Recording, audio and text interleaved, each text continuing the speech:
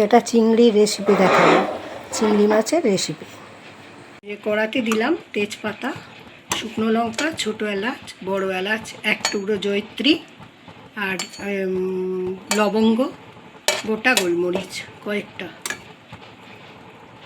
ঠিক আছে, এইবার দেব ওতে একটু পেঁয়াজ আর রসুন পেস্ট আর আদা, তার সঙ্গে অল্প এক টুকরো আদা দিয়েছি, বেশি আদা দিইনি। একটু হালকা করে একটা ভেজে নেব।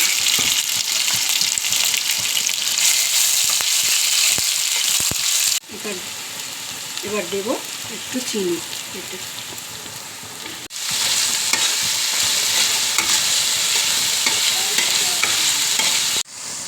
এবার দেবো একটু নুন।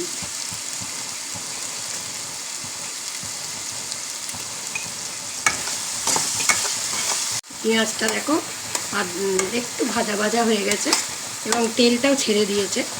এইবার এর উপরে দেব আমি এই যে কাজু পোস্ত একসঙ্গে বাটা। একটু যারা ঝাল খায় তারা এর সঙ্গে একটু কাঁচা লঙ্কা দিয়ে দিতে পারো।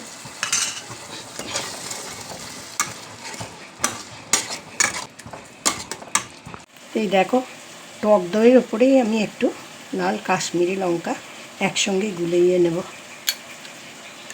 ওটা আলাদা করে আর উপরে দেব না, এই টক দইয়ের সাথে মিশিয়েই দেব।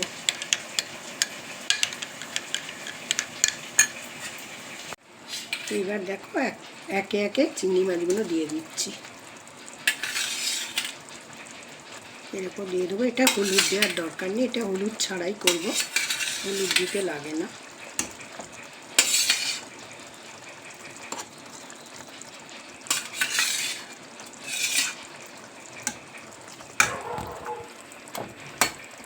এটা একটু ফুটে গেলে, সেদ্ধ হয়ে গেলে তার উপরে দেব টক দইটা, একটু সেদ্ধ হয়ে যাবে এটা।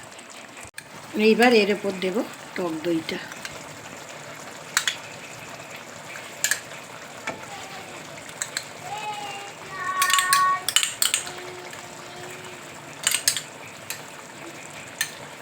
টক দইটা দিয়ে দিলাম, তারপরে আঁচটাকে একদম সিম করে দেবো।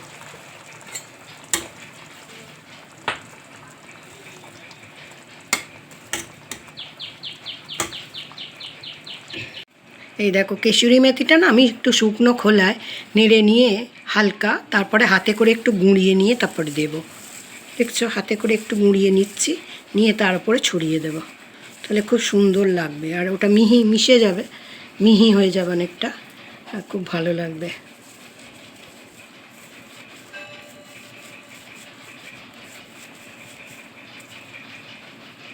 এই দেখো, এইবার এটা ছড়িয়ে দিলে খুব সুন্দর লাগবে।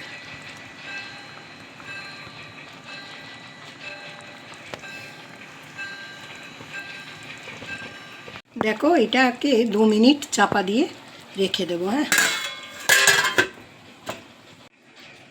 এই দেখো, গরম অবস্থায় কয়েকটা কাঁচা লঙ্কা দিয়ে দিলাম। দেখো, কমপ্লিট হয়ে গেল প্রন রেজালা। এটা তোমরা সবাই ট্রাই করে দেখো, খুব সুন্দর খেতে লাগবে। আর আমার চ্যানেলটাকে একটু সাবস্ক্রাইব করে দিও, শেয়ার করো বন্ধুদের মধ্যে আর আমাকে কমেন্টে জানিও কেমন লাগলো। দাঁড়া বলছি, তোমরা আমার এই রান্নাটা লাইক, শেয়ার ও কমেন্ট করো, আর আমার চ্যানেলটাকে একটু সাবস্ক্রাইব করে দিও।